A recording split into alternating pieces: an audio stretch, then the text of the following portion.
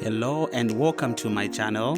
Walter here, and today I'm going to be taking you through the Magen 2023 paper, that's paper 11 for Further Pure Maths 1. Now don't forget to visit my website waltermaths.com for more learning resources, and just for watching this video I have a gift for you, which is this revision ebook which you can download for free, and the link is in the description.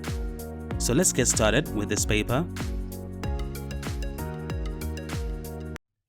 Question number 1 says, let A be the matrix 3, 0, 1, 1.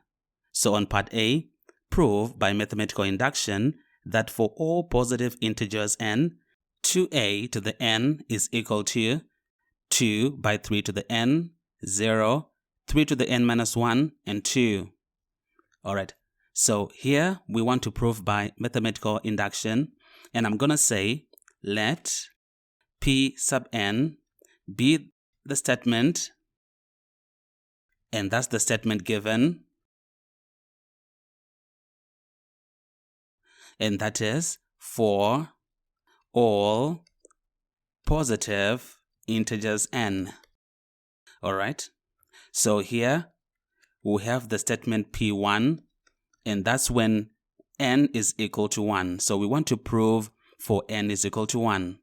So we start with the left hand side, and for the left hand side we'll be having 2a to the power 1, which is basically 2a, and we know that 2a, since a is the matrix 3, 0, 1, 1, this will be 2 of 3, 0, 1, 1, and this gives us the matrix 6, 0, 2, 2. So that's what we have on the left hand side. On the right hand side, if n is 1, we'll be having 2 times 3 to the power 1, 0, 3 to the 1, minus 1, and 2 here. And this gives us 2 times 3, that's 6, then 0, and here we have 2 and 2. So that's what we have here. So I'm sure you can see that the left hand side is actually equal to the right hand side. Therefore, the statement P1 is true. So we have proved true for n is equal to 1, basically. Next, we will go on to the assumption. So we are going to assume the statement P sub k is true. So this will mean here we are substituting k for n, so we'll be having 2a to the k being equal to, and here that's 2 times 3 to the k, 0, then 3 to the k, minus 1, and here we have a 2.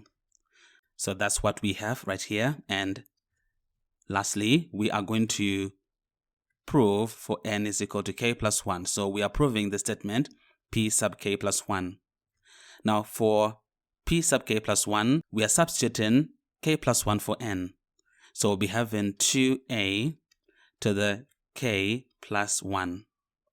Now this is actually equal to 2a to the k of a to the 1, right? And from the assumption, we had 2a to the k being equal to this. So we'll put this in its stead. So basically, this is equal to, here we'll be having 2 times 3 to the k, 0, 3 to the k minus 1, then a 2 here, multiplying the matrix A. The matrix A is 3, 0, 1, 1. So we have 3, 0, 1, 1 here. Alright, so we now have to multiply the two matrices. So let's do that. Okay, so multiplying row by column, that will be 2 by 3 to the k times 3, which will give us 2 by 3 to the k plus 1, basically. Right? And it's plus 0 times 1, so it's fine. Next up, the top row and the column, this column, it will be 2 times 0 plus 0 times 1, so 0. Then for the lower row and the first column on the second matrix, that's 3 to the k minus 1 times 3. So this will give us 3 to the k plus 1 minus 3. And it's plus 2 times 1, so plus 2 here. And for the lower row and the second column, that will be 3 to the k minus 1 times 0, which is 0. And it's plus 2 times 1, which is 2 here. All right.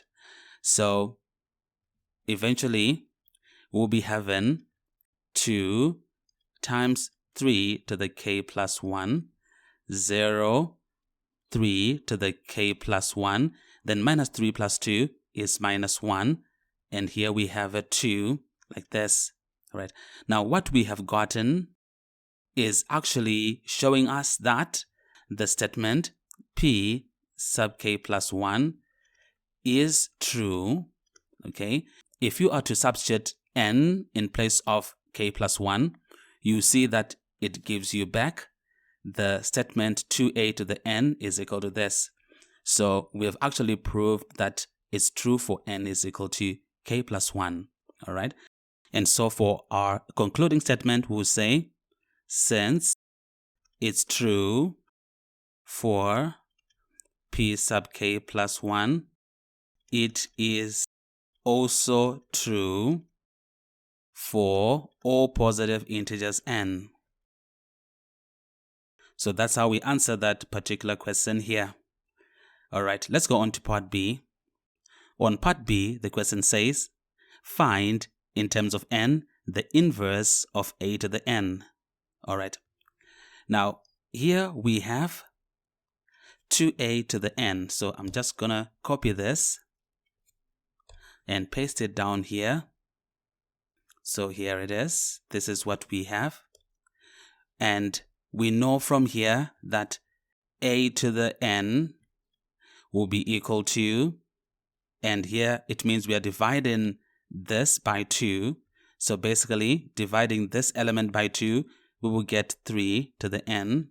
Then here it will still be 0. And this one will be 3 to the n minus 1 all over 2. And dividing 2 by 2, we get 1. So this is a to the n. So therefore, for the inverse of a, it will be a to the minus n. And to find inverse, we know that we have to find the determinant. And for the determinant, we multiply the diagonal elements. So 3 to the n times 1 is 3 to the n. And 0 times this is 0. So the determinant here is 3 to the n. So basically we have 1 over 3 to the n, open bracket, and we switch positions for this diagonal. So 1 comes here, and 3 to the n here. And for this diagonal, we multiply the elements by minus 1. So 0 will still be 0. And for this element multiplied by minus 1, it will be 1 minus 3 to the n, and that's over 2, close bracket. So what we have now is the answer, that's the inverse as required. Let's go on to the next question. On question 2, it says the cubic equation x cubed plus 4x squared plus 6x plus 1 is equal to 0 has roots alpha, beta, gamma.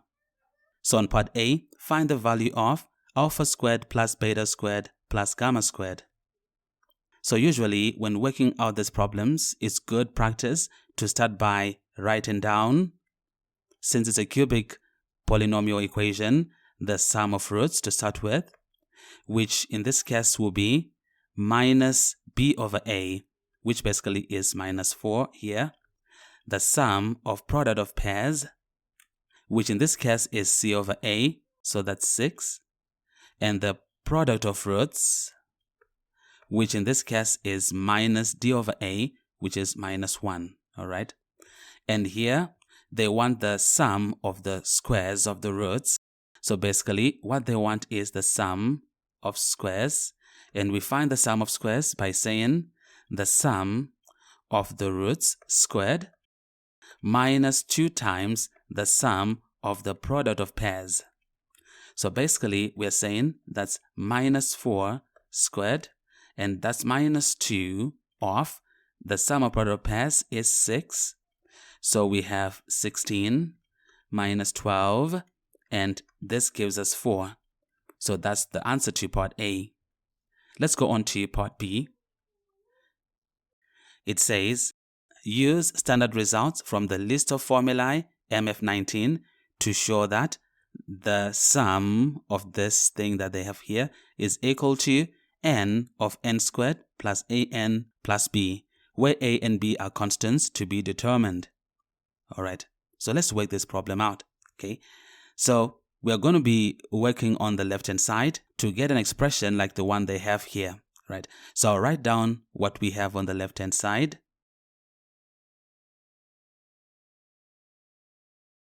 And I'm going to say this is equal to the sum from r is equal to 1 up to n. And now I'm going to expand these brackets. So let's start with expanding alpha plus r squared. So that will give us here alpha squared plus 2 alpha r plus r squared. And it's plus expanding beta plus r squared. That's beta squared plus 2 beta r plus r squared.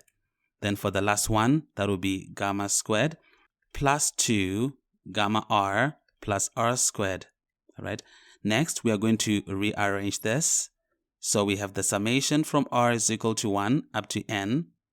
And I'll take the squares, which is alpha squared plus beta squared plus gamma squared. And it's going to be plus. I'll take the terms in r. And I'm going to factor out here 2r for them. So that we'll be having inside the bracket alpha plus beta plus gamma. Then it's plus. Here I'll take the r squareds. We have 3 of them. So it's 3 of r squared like this. All right. So basically, what we have is the sum from r is equal to 1 up to n.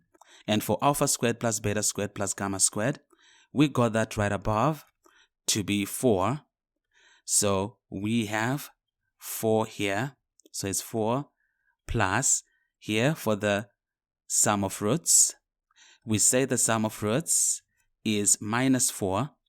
So basically here we have minus 8r.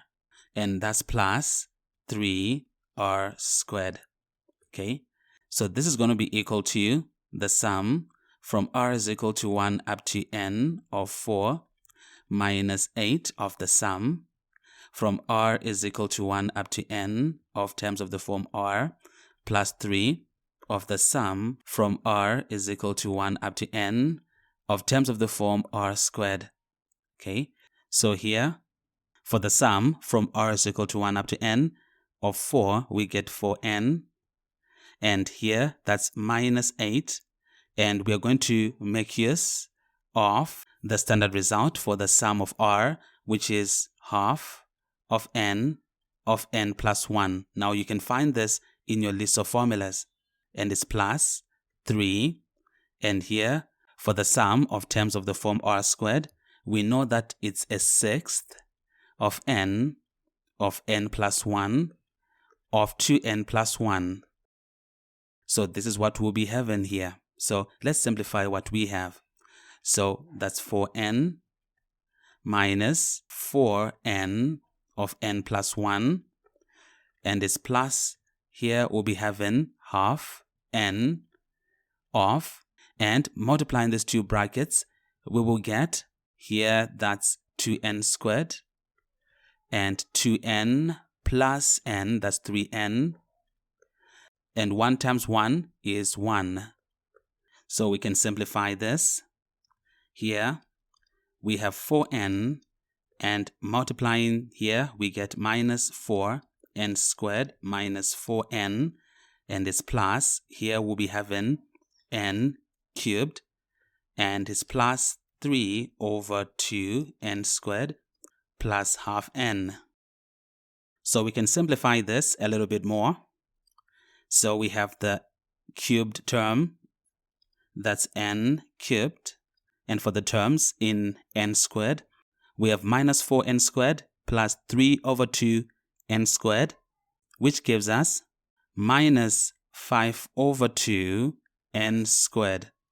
Then for the terms in n, we have 4n minus 4n, that's 0, and is plus half n, so we'll just say plus half n here. Now from the question, they'd said we should express the answer by factoring out the n. So here, if we factor out the n, we'll be having here n of n squared minus 5 over 2 of n, and is plus a half. And this here is the answer to this particular question. Let's move on to the next one. Now on question 3, it says, use the method of differences to find the sum from r is equal to 1 up to n of 1 over kr plus 1 of kr minus k plus 1 in terms of n and k, where k is a positive constant. Alright. Now, in order for us to be able to use the method of differences, we will need to partialize this given fraction. Okay, so I'll say let f of r be equal to 1 over kr plus 1 of kr minus k plus 1. Alright, so therefore we can say that f of r is equal to, in partial fractions, it will be a over kr plus 1, and it's plus b over kr minus k plus 1. So I'm considering that we have linear factors in the denominator here. So we can form an identity where we'll be having the numerator here, which is 1, being identical to a of kr minus k plus 1 plus b of kr plus 1. Alright, so we want to find the values of the unknown constants a and b. Right, so I'll use the cover-up method to find the values of the unknown constants a and b. So I'll start by saying let r be equal to minus 1 over k. If we do that, it means on this part, this will become 0 because k of minus 1 over k is minus 1, and minus 1 plus 1 is 0. So this whole thing will be covered up. It will become 0. And this will now help us to find a. So if r is equal to minus 1 over k, on the left side we'll still be having a 1, and it will be equal to, here, if r is minus 1 over k, this becomes minus 1, and minus 1 plus 1 is 0. So we are left with minus k inside the bracket, and multiplied by a, that's minus k a, which therefore means that a comes out as minus 1 over k. Now, to find the value of b, I'll say let r be equal to any other value. Here I'll say 0. So we are saying here, if r is equal to 0, on the left side, we'll still be having a 1, and it's equal to, here, on a, we had minus 1 over k, and it's off. Here r is 0, so inside the bracket, we have minus k plus 1, and when r is 0 here, that will be b, okay? So 1 is equal to, and minus 1 over k times minus k is 1, so 1, and here, minus 1 over k times 1 is minus 1 over k, and is plus b. Alright, so here 1 is appearing on both sides, so we can subtract 1 from both sides, and eventually this will lead us to be having the value of b coming out as 1 over k.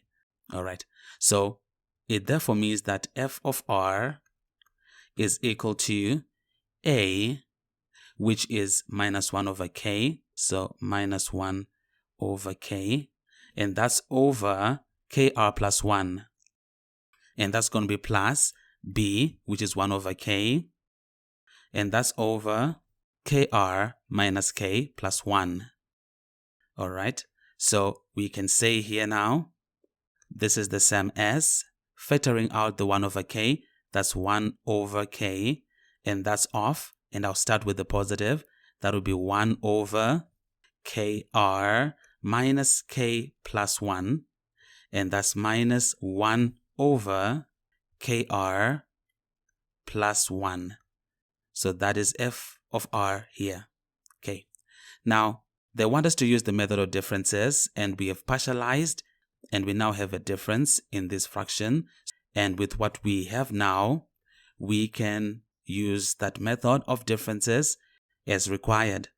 So we are saying, therefore, the sum from r is equal to 1 up to n of f of r will be equal to, so we'll be having 1 over k, and here we start with r being equal to 1, and if r is 1, here it will be k minus k, which is 0, so we have 1 over 1, so basically that's 1, and that's minus, and when r is 1 here, we will get 1 over k plus 1, so 1 over k plus 1. Next, when r is 2, substituting 2 here, it becomes 2k minus k plus 1, so it's 1 over k plus 1, and here when r is 2, it becomes 1 over 2k plus 1, so it's minus 1 over 2k plus 1. So this is going to go on all the way up to the last term. The last term is when r is equal to n, which will give us 1 over kn minus k plus 1, and it's minus 1 over kn plus 1, like this. So I think you can see here that we'll be left with 1 over k. And looking at these terms, you can see that the terms on the inside will add up to 0, like these two terms will add up to 0, and so will minus 1 over 2k plus 1 with another 1 over 2k plus 1, they'll add up to give us 0. So this will happen for all the terms here, and we will be left with 1 minus 1 over kn plus 1. So 1 minus 1 over kn plus 1. So what we have here is the answer. That's how we can apply the method of differences to find an expression in terms of n. Let's go on to the next part. On part B, it says, deduce the value of the sum to infinity of 1 over kr plus 1 of kr minus k plus 1. All right. So we are saying here the sum to infinity, that's from r is equal to 1, of this, which we have given the name f of r, is the same as the limit as n approaches infinity of this expression we got here, which actually has the same value as that summation. So I'll copy it and I'll place it down here like this. All right. So essentially here, the constant is still okay. We still remain with the constant. And inside the bracket, the limit for 1 is 1. And the limit for this fraction, as n becomes bigger, this fraction tends towards 0. So it's minus 0. So we are left with 1 over k as our answer here to part B. Let's go on to C. On C, it says, find also the sum from n to n squared of this fraction in terms of n and k. All right. So here they want the sum from r is equal to n up to n squared of f of r, which is the same as the sum from r is equal to 1 up to n squared, okay, of terms of the form f of r, and that's minus the sum from r is equal to 1 up to n minus 1 of terms of the form f of r.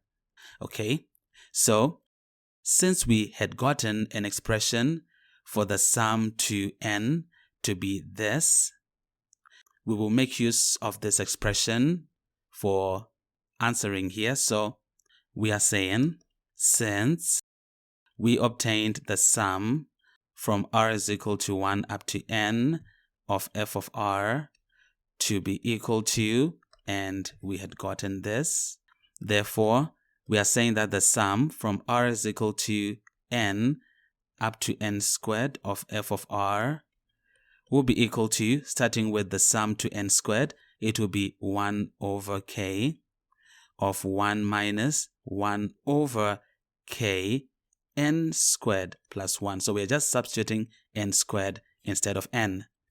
And that's minus. For this one here, we are substituting n minus 1 for n. So basically, that's going to be 1 over k of 1 minus 1 over, and it's k of n minus 1 plus 1, like this. Okay, so let's simplify what we have. We can factor out 1 over k for both. And inside the bracket, we'll be having 1 minus 1 over kn squared plus 1. And here that's minus 1, and it's plus 1 over k of n minus 1 plus 1, like this. And basically, that will be 1 over k. 1 minus 1 is 0.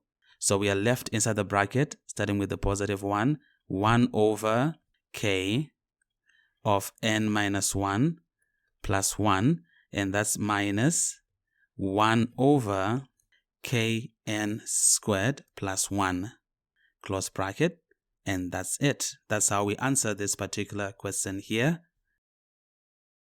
Let's go on to the next question.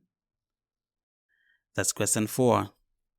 It says, the matrix M is given by M is equal to A, B squared, C squared, and A, where A, B, C are real constants and B is not equal to 0. Show that M does not represent a rotation about the origin. Alright, so here you need to understand that matrices for rotations about the origin take the form cos theta minus sin theta cos theta if it's a clockwise rotation, and cos theta sin theta and minus sin theta and cos theta if it's an anti-clockwise rotation. So the key thing here is that the ratio of these two elements should always give us minus 1.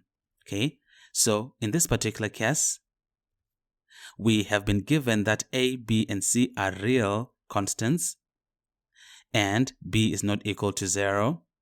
And now, since B squared and C squared are squares, it will mean that the ratio of B squared is to C squared can never be equal to minus 1, because B squared and C squared are positive. Okay, so since B squared and C squared are both positive, and also since we have been given that B is not equal to 0. So that is how we can show that this is not a rotation. Okay, let's go on to part B. It says, find the equations of the invariant lines through the origin of the transformation in the xy plane represented by M. Alright, so here we have the matrix M, and we want to find the equations of the invariant lines through the origin. So we are saying here, the matrix M, which is A, B squared, C squared, A, we multiply that by points x, y, and we should get the image x dash, y dash, okay? So this is what we're going to use to find the equations of the invariant lines. Okay, so multiplying here row by column, for the top row and the column, it will be ax plus b squared y, and this is equal to x dash. And for the lower row and this column, it will be c squared x plus ay, and that's equal to y dash. Now we have been given that the lines pass through the origin. So therefore, we know that y is equal to mx. So we can therefore now say, in place of y, we can put mx. So we'll be having ax plus b squared mx is equal to x dash. And for the other one, it will be c squared x plus a of mx being equal to y dash. Also, we are considering that the invariant lines are also passing through the origin. So I'll say here, the invariant lines pass through the origin. And this therefore means to us that y dash is also equal to mx dash. And that's for the image lines. So making use of the equations we have, y dash is c squared x plus a mx, and it should be equal to m of x dash, which is ax plus b squared mx.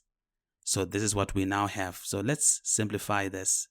Okay, so we can divide all the terms by x, so that on the left side we'll be having c squared plus am being equal to, and expanding the bracket, that will be ma plus m squared b squared. All right. And here you can see that am is appearing on both sides, so we can subtract am or ma from both sides, so that we'll be having c squared is equal to m squared b squared. So we have m squared being equal to c squared over b squared, and m would therefore be equal to plus or minus c over b. So now we have the values of m, okay, which means that the invariant lines, which are invariant lines through the origin, will be y is equal to mx, which is c over b of x, or y is equal to minus c over b of x. So these are the two invariant lines through the origin that can be formed. And that's how we answer part B. Let's go on to the next part, which is part C.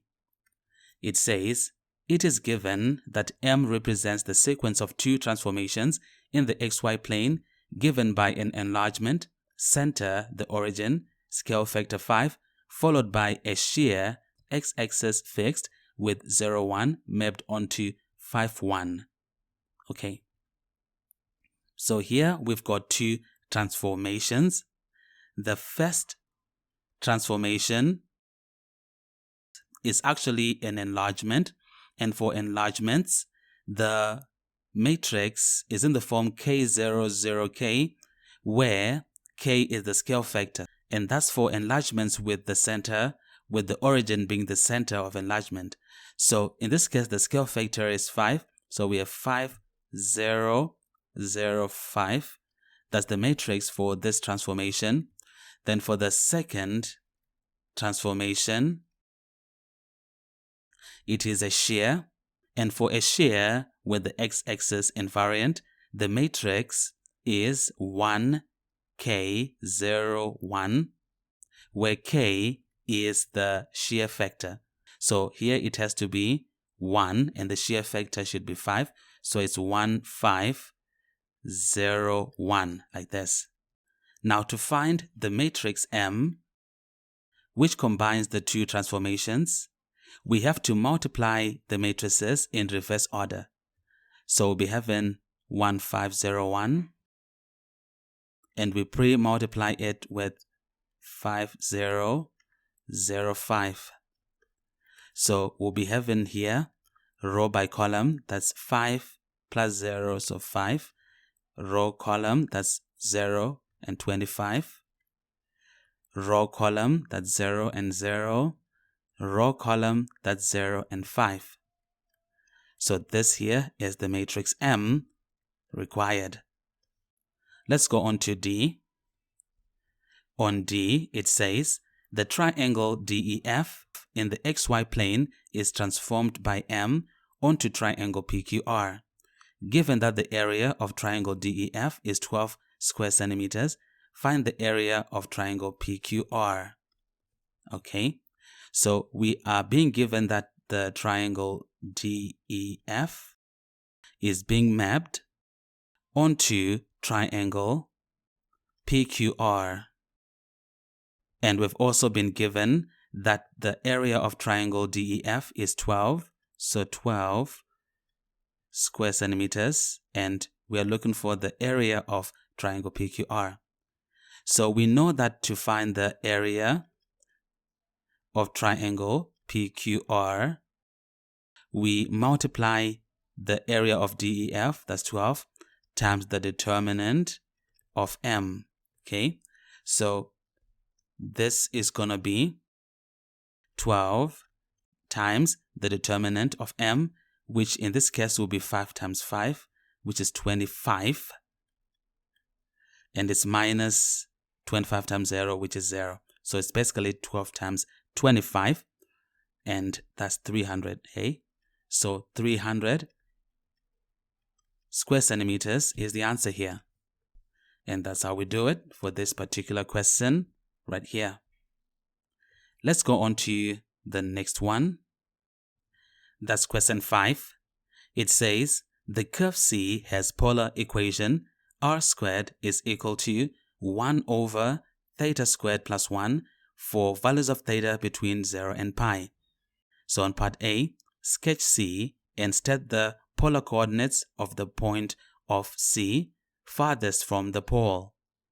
Alright, so in this particular case, we want to make a sketch of C, which is the equation r squared is equal to 1 over theta squared plus 1. And making r the subject, we can say r is equal to the square root of 1 over theta squared plus 1. So for this, we can have the polar plane where, since our range is between 0 and pi, I will go in pi over 6 increments from theta is equal to 0. So it will be 0, pi over 6, a third pi, half pi, 2/3 pi, 5 pi over 6, and pi. Alright, so for these values of theta, I will find the corresponding values of r. And substituting into the calculator, when theta is equal to 0, you get that r will be 1. And when theta is pi over 6, r is 0.89. When theta is a third pi, r will be 0.69. When theta is a half pi, r will be 0.54. When theta is 2/3 pi, r will be 0.43. When theta is 5 pi over 6, r will be 0.36. And when theta is pi, r will be 0.30. So we can plot these points from the table here, and I think you can see the type of curve we get. So let's put it here. So we have here the initial line, that's theta is equal to 0. So the curve is coming out to be like this. Alright. Now, the question also says we should state the polar coordinates of the point of C furthest from the pole. And the point furthest from the pole is this point here, where theta is equal to 0. And when theta is 0, we said r will be equal to 1. So therefore, the point furthest from the pole is the point 1, 0. Remember, the coordinates are r theta, so 1, 0. And that's it for part A. Let's go on to part B. Find the area of the region enclosed by C, the initial line, and the half line theta is equal to pi. We know that to find area, we say that it's the integral from the lower limit, 0, to upper limit, in this case that's pi, of half r squared. And r squared is 1 over theta squared plus 1. theta squared plus 1, and it's with respect to theta. Okay, so here we factor out the half, and we are integrating from 0 to pi 1 over theta squared plus 1 with respect to theta, and this will give us a half, and integrating 1 over theta squared plus 1 should give us arctan of theta over 1, which is just theta. So I'll put theta here, and the limits are from 0 to pi. So here we can simplify, and we'll be having half, and that's half of arctan, and here we substitute pi, so it's arctan pi, and it's minus arctan 0. Alright, so here we have our answer as half of arctan pi, and we can use the calculator to find the value, and here we get 0.631 to 3 SF. So that's the answer we get right here for B. Let's go on to the next part, and that's part C. It says, show that at the point of C, furthest from the initial line, theta plus 1 over theta of cot theta minus 1 is equal to 0, and verify that this equation has a root between 1.1 and 1.2. Alright, so you need to know that when we talk of the point furthest from the initial line, so let me write that down. dy by d theta should be equal to 0. Now, we know that y is equal to r sine theta, and in our case, r is the square root of 1 over theta squared plus 1. So basically we have the square root of 1 over theta squared plus 1 multiplying sine theta here. And this can be simplified to sine theta over the square root of theta squared plus 1. So now for dy by the theta, we can differentiate this and equate the derivative to 0. So I'll use the quotient rule for differentiating. So I have the theta squared plus 1 to the power of a half. That's the denominator. And we differentiate with respect to theta, sine theta, and it's minus sine theta times the derivative with respect to theta of theta squared plus 1 to the power of a half. And that's going to be O over the square root of theta squared plus 1 all squared, and we equate this to 0. Okay, so differentiating sine theta, we get cos theta. So we have here theta squared plus 1 to the power of a half of cos theta, and differentiating theta squared plus 1 to the power of a half. Here I'll bring down a half, and I'll differentiate the bracket so that I get to theta. Then I'll have the theta squared plus 1, and I'll subtract 1 from the power. So a half minus 1 is minus a half. And that's how we differentiate this. And it's times sine theta. Alright. And I'll multiply both sides by the denominator. So it's as good as this is equal to 0. Okay. So we simplify a little. So here we'll be having theta squared plus 1 to the power of a half of cos theta, and it's minus here half times 2 theta is theta, so we have theta of theta squared plus 1 to the power of minus a half, and that's of sine theta, and we equate it to 0. Alright, now I'm going to multiply all the terms by theta squared plus 1 to the power of a half.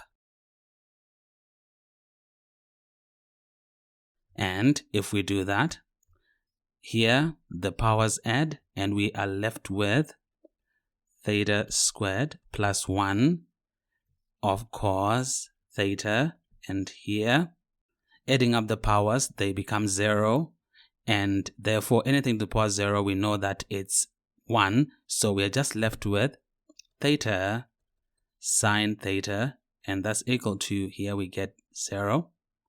Now the question says we should show that the equation comes out like this. So to get this, I am going to divide all the terms by theta sine theta. Alright, and if we do, here we'll be having theta squared over theta, which is theta, 1 over theta, so it's plus 1 over theta. Then cos theta over sine theta is cot theta, and it's minus, here theta sine theta divided by theta sine theta is going to be minus 1, and it's equal to 0. And it's now in the form that they want it to be in here. So I'll say here shown. So that's how we do it. Now the other part of the question says we should verify that this equation has a root between 1.1 and 1.2. Alright, so I'll say here let f of theta be equal to theta plus 1 over theta of cot theta minus 1. So therefore we should look for f of 1.1 and f of 1.2 to see if there's a sign change. That's what will help us verify if there's a root between these two numbers. Alright, so I'll use my calculator here and I'm going to substitute 1.1 in here. So, and this gives us 0.02. So we have 0.02, and now we substitute 1.2, and here we get minus 0.2. So I think you can see that there's a sign change here. So I'll say, since there is a sign change, the root does lie between 1.1 and 1.2.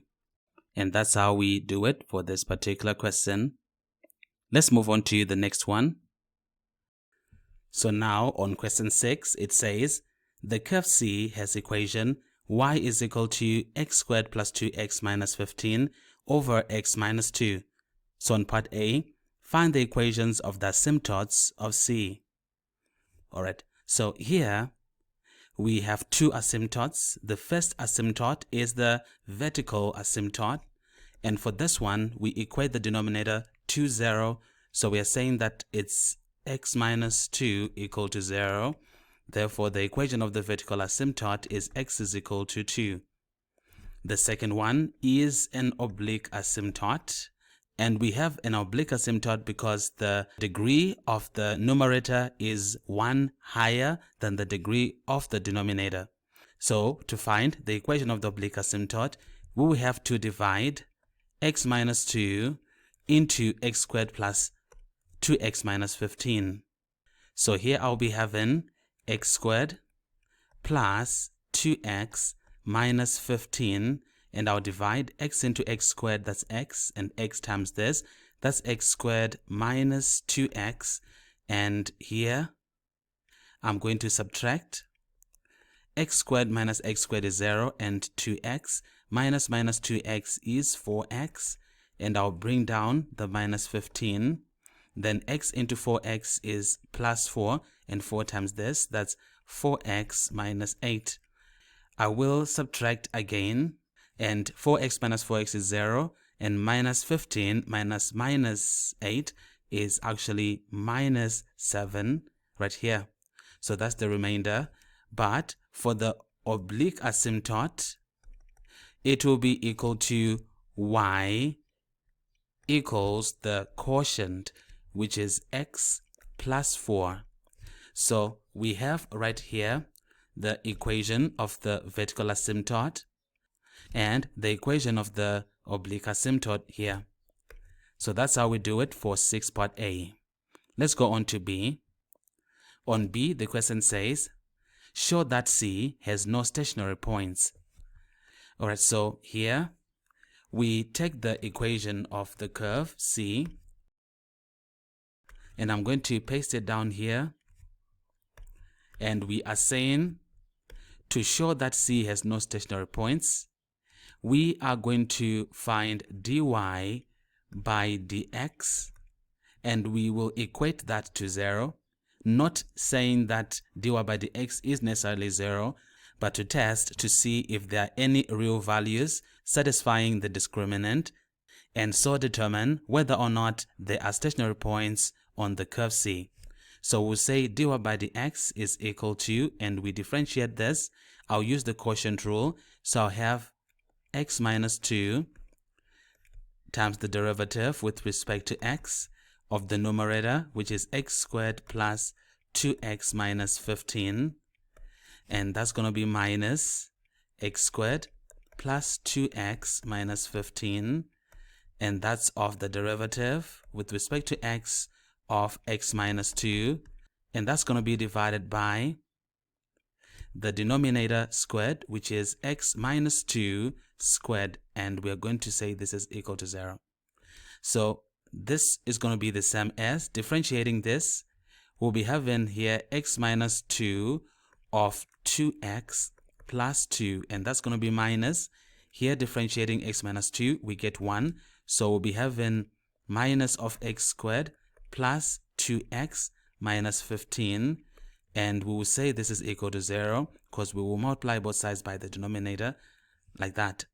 So we can expand this, and we'll be having here 2x squared and minus 4x plus 2x gives us minus 2x, and this gives us minus 4, and here it will be minus x squared minus 2x plus 15, and it's all equal to 0. Alright, so we can simplify what we have here. 2x squared minus x squared is x squared, and minus 2x minus 2x is minus 4x, then minus 4 plus 15 is 11, and that's equal to 0. Alright, so that's the quadratic expression we get. Now we're going to test with the discriminant b squared minus 4ac to see if we have any real values satisfying this quadratic equation. So basically this is going to be minus 4 squared minus 4 of 1 of 11, and this gives us 16 minus 44, and 16 minus 44 is minus 28, and minus 28 is actually less than 0, and this therefore means that there are no real values of x. And with that knowledge, we can also conclude that therefore there are no stationary points on the curve C. So that's how we work out this particular question here. Let's go on to part C. On part C, they say sketch C stating the coordinates of the intersections with the axis. Alright, so here I'll have the axis. So we have here the y-axis, the x-axis, and the origin. Next, we will consider the asymptotes, where we have x equals to 2 and y is equal to x plus 4. So I'm going to put the asymptotes here. Vertical asymptote here. So since the vertical asymptote is x equal to 2, it will intercept here at 2. Next, we have the oblique asymptote. So this here is the oblique asymptote. That's y is equal to x plus 4. And it intercepts the y-axis at 4 here, and the x-axis at -4. So considering that we had proved on part B that there are no stationary points on this graph, that will mean here for us that this graph will come out like this. And we also have the other part being like this. So that's the graph we will get right here. Now the question also says we should state the coordinates of the intersections with the x's. Alright, so for the intersections we'll say when x is equal to 0, okay, the equation of the curve, we have it. So when x is 0, it means that we'll be left with -15 over -2. So y will be 7.5. So one of the coordinates is 0 and 7.5 right here. So that particular intercept is right here. That's 0 and 7.5. Next up, when y is equal to 0, then when y is 0, we'll be having this equation as 0 is equal to x squared plus 2x minus 15. And what we will do with this is we will factorize. So we'll be having here 2 brackets, an x here, an x here, a 3, a 5, and here a minus and a plus. So we can see here that the values of x are 3 or -5, which means that the coordinates, the intercepts, will be 3, 0, and -5, 0. Okay, so the 3, 0 should be this intercept here. That's the point 3, 0 right here. And -5, 0 is here. That's the -5, 0. So these are the intercepts. Let's go on to the next part, which is part D. It says, sketch the curve with the equation y is equal to modulus of x squared plus 2x minus 15 over x minus 2. Alright, so in this particular case, we are taking the part of the graph that is above the x-axis. So I'm pasting it down here. So we actually have the x-axis, and this point is at -5. This point is at -4. This is the origin. This point is at 2, and this point is at 3. Okay? And we are going to reflect the part of the graph that is below the x-axis in the x-axis. So I start with this line segment, and for this line segment, as it was going in this direction, I will reflect it in the x-axis, and it will be going like this right here. Next up is this other part which is below the x-axis, so we'll reflect it above the x-axis. So we'll be having it like this. So like this. So what we have here is the modulus graph, represented by this equation here. Let's move on to part E. On part E, it says find the set of values of x for which the modulus graph of 2x squared plus 4x minus 30 over x minus 2 is less than 15. Alright. Now, for this, we are going to consider this graph here, and we're going to paste it down here. Alright. Now, for this particular graph, let me copy this. So I'll say for the equation, this one, I'm sure you can see that this function is not exactly the same as the one we had for the modulus graph.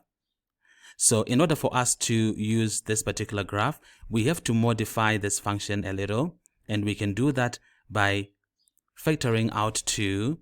So if we factor out 2 on this, we'll be having x squared plus 2x minus 15 inside the bracket, and that's over x minus 2, and that's all less than 15.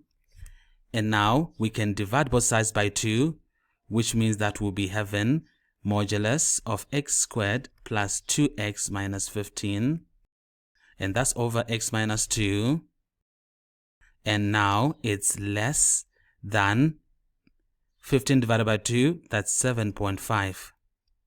So this modulus function now resembles the form that we have for this modulus graph, and now we can therefore make use of this graph to solve this inequality. So now, how do we solve this inequality? We are going to consider the line y is equal to 7.5 and where it intercepts the modulus graph. So I'll draw here the line y is equal to 7.5, which is this line here. That's the line y equals 7.5. And I think you can see that it intercepts the modulus graph at 4 distinct points right here. Alright, so we need to find the x values of these 4 distinct points, and in order for us to do that, we are going to consider the points where the line intersects with x squared plus 2x minus 15 over x minus 2, and that's where it intersects the graph 7.5. Alright, remember the graph of modulus has original line segments and reflected line segments. So here we are talking about the points where it intersects with the original line segments. So basically this point and this point here. Alright, so we are going to solve this equation to get that, and to find the other points where the line y is equal to 7.5 intersects the reflected line segments, which is this point and this point down here. We will use the fact that the reflected line segments are minus of the original function, and we are going to equate that to 7.5 to get those points. So let's start with the first one. For the first equation, we multiply both sides by x minus 2, so we'll be having x squared plus 2x minus 15 is equal to 7.5 of x minus 2. Alright, so here I'll multiply all the terms by 2, so 2x squared plus 4x minus 30 is equal to 15 of x, which is 15x, and 15 of minus 2, which is minus 30. So here we can add 30 to both sides, and the minus 30s will get eliminated, and we take the 15x to the left hand side, so we'll be having 2x squared minus 11x is equal to 0. So we can solve this by factoring out 2x, so that will be 2x of x minus 11 over 2 is equal to 0. So the possible values of x are 0 and x is equal to 11 over 2. So coming back to the graph, 0 and 11 over 2, 0 is this x value which we already had, and 11 over 2, this point where it intersects an original line segment, so that's where we have the 11 over 2.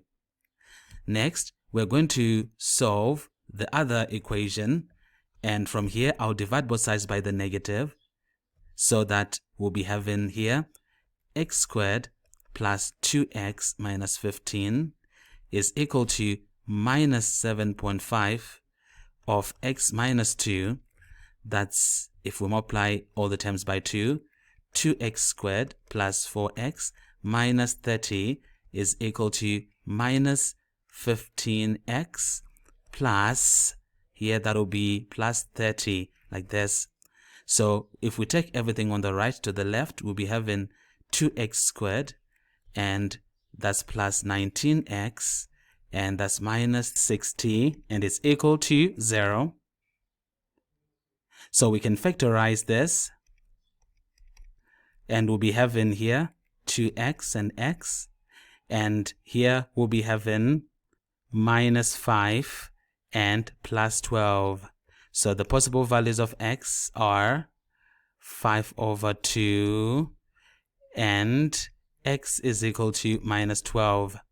So coming back to the graph, since we have 5 over 2 and minus 12, it's obvious that this is minus 12, and the other point here is the 5 over 2.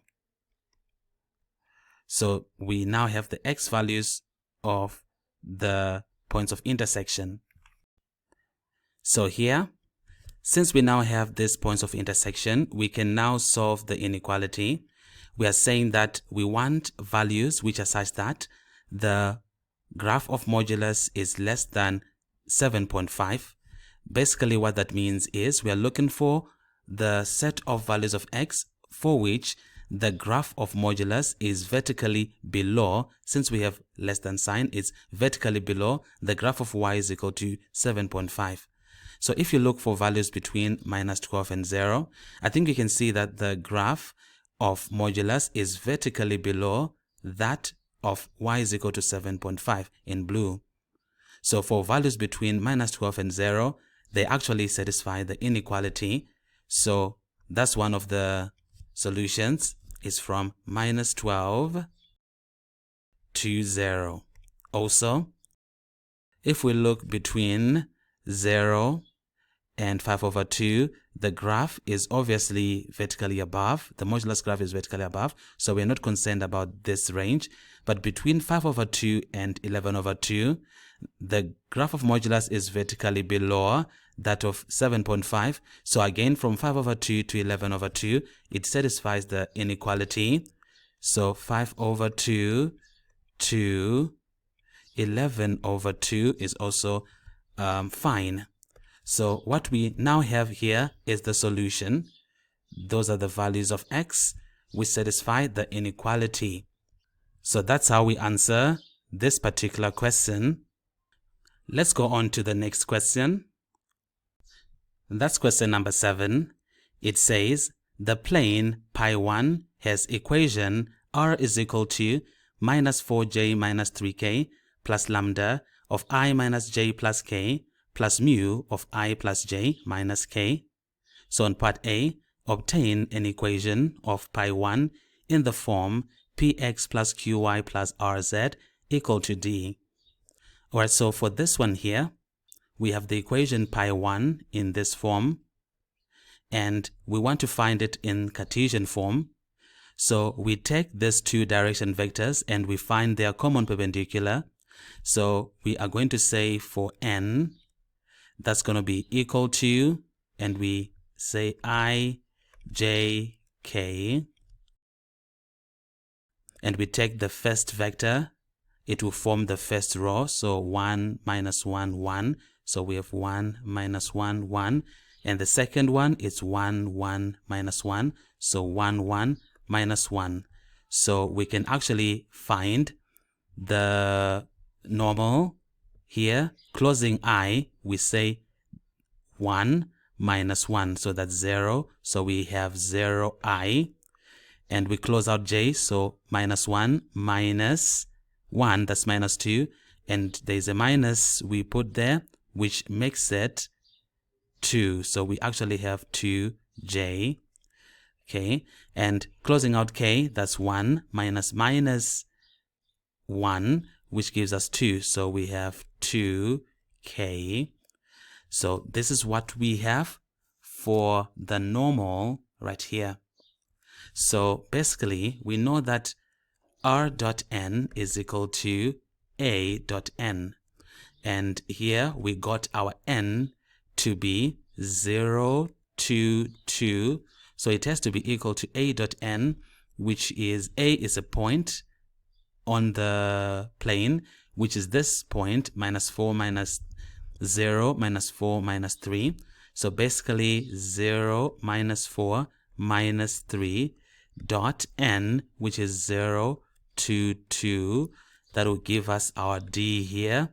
So 0, 2, 2, and here 0, and we have this product, minus 4 times 2, that's minus 8. So minus 8 minus 6, which is minus 14. So that's what we are having right here.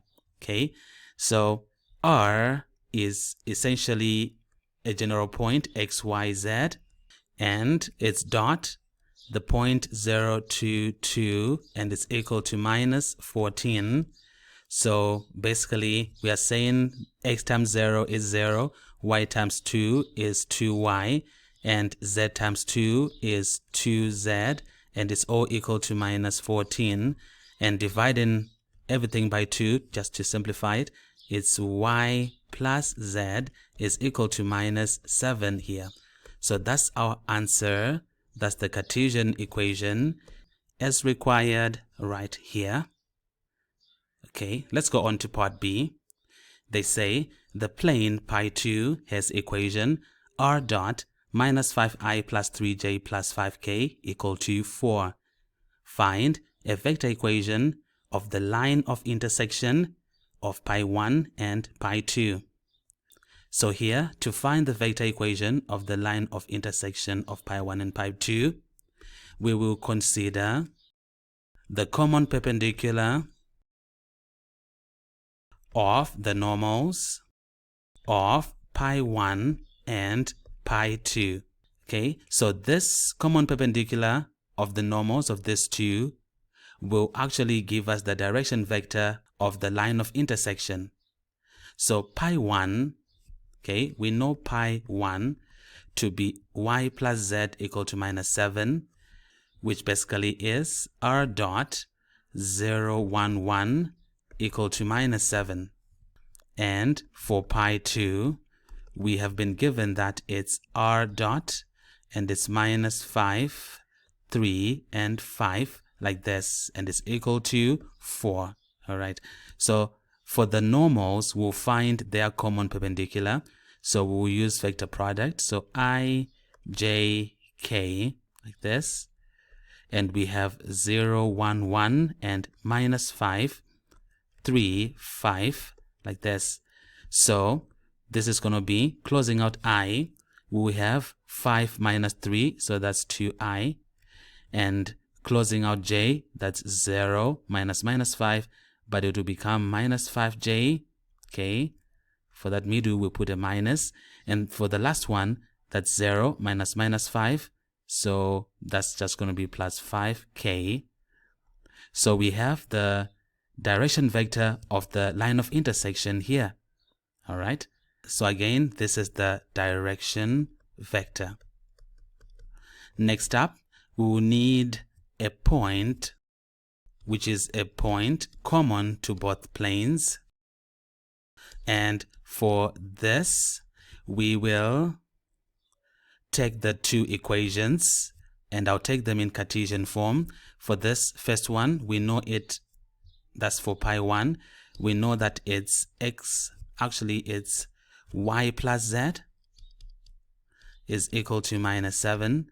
And for pi2, we know that it's here minus 5x plus 3y plus 5z, and it's equal to 4.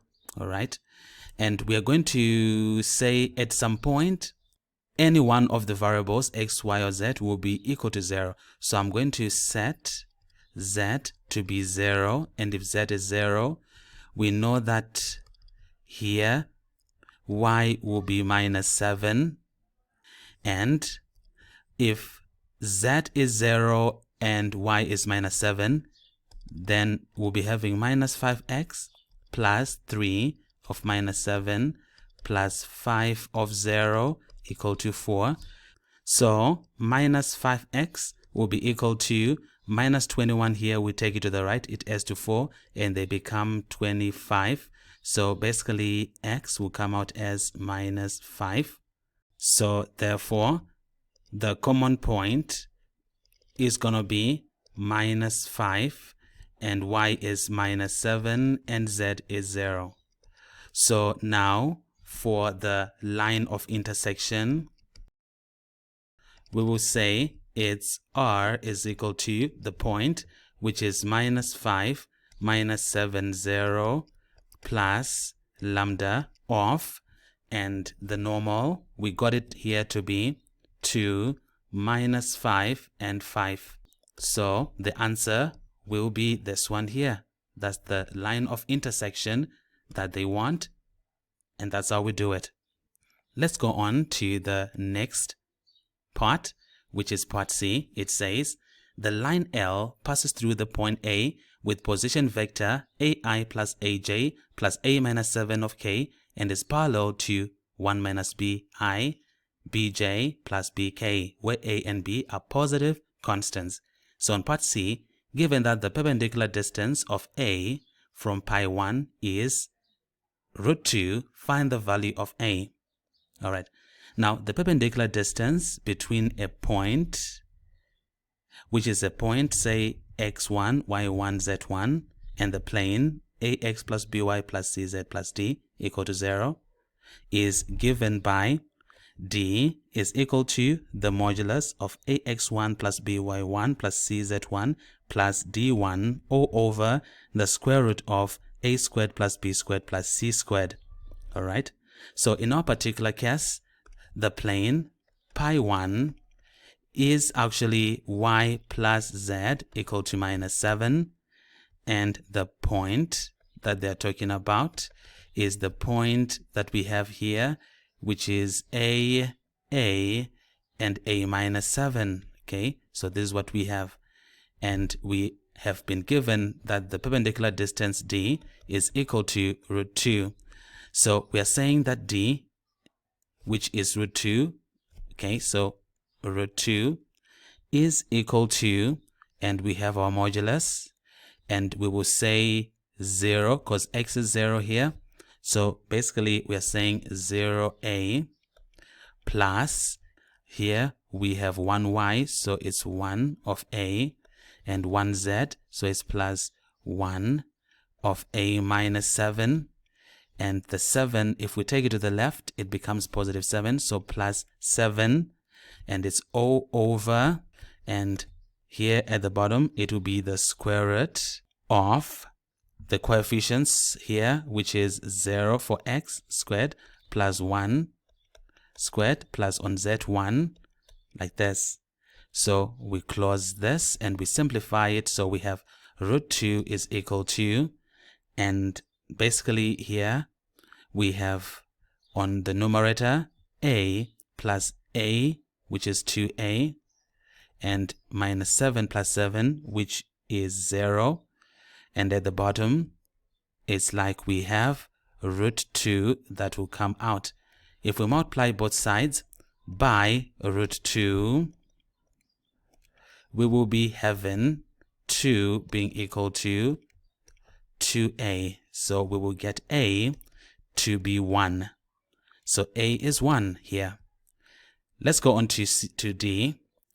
Given that the obtuse angle between L and pi 1 is 3/4 pi, find the exact value of B.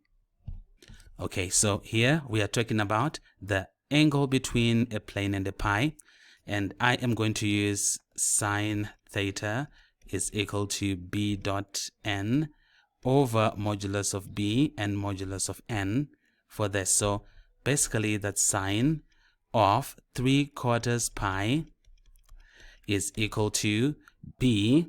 B represents the direction vector of L, and we've been given here that the line L is parallel to 1 minus BI plus BJ plus BK. So we need this, and I'm going to paste it down here, and here it is. So this is the direction vector of B. All right, that's B here. Okay, so when we say B dot n, we are actually saying 1 minus B, B here and B here, and it's dot 0, 1, 1. Okay, so we have 0, 1, 1 here, and this is going to be over the square root of 1 minus B squared plus B squared plus b squared. And that's times here the square root of 1 squared times 1 squared. That's for this one here, all right? So sine of 3/4 pi is √2/2, and it's equal to, here, the dot product is going to give us b plus b, which is 2b, and that's over the square root of what we have at the bottom, and 1 minus b squared is 1 minus 2b plus b squared, and that's plus 2b squared, and we multiply this again by √2, so we actually have √2 at the bottom here. All right, and now from here I am going to square both sides to get rid of the square roots, and if we do, on the left side here we'll be having a half, and that will be equal to, here, that will be 4b squared, and that will be all over, for the denominator, we will be having squaring √2, we get 2, and squaring this, that will be of 1 minus 2b, plus, here, that will be 3b squared. So I'll cross multiply, and if we do, we will be having on the left side 2 of 1 minus 2b plus 3b squared, and this is equal to, this will be 8b squared. So dividing both sides by 2, we'll be left with 1 minus 2b plus 3b squared is equal to 4b squared. And if we take everything to one side, we will be having, that will be 4b squared minus 3b squared, which is b squared, and minus 2b becomes plus 2b, and 1 becomes minus 1, and it's equal to 0. All right, so with what we have right now, we can solve this equation to get the value of b, and we can use the quadratic formula, that's minus 2 plus or minus the square root of 2 squared minus 4 of 1 of minus 1, and that's over 2 of a. So basically b will come out as minus 2 plus or minus, and this is like the square root of 4 plus 4, which is square root of 8, and it's all over 2. Now we know that this is like, square root of 8 is like 2√2, and it's all over 2, and 2 gets into minus 2 to give us minus 1, and it's plus or minus 2 into 2√2, that's √2. So these are the possible values of b. Now from the information given, a and b are positive constants, so we will take the positive value of b. So the answer, the value of b, will be the positive one, which will be minus 1 plus √2. So this is the answer. That's the answer to this last part of this question, and that's how we do it.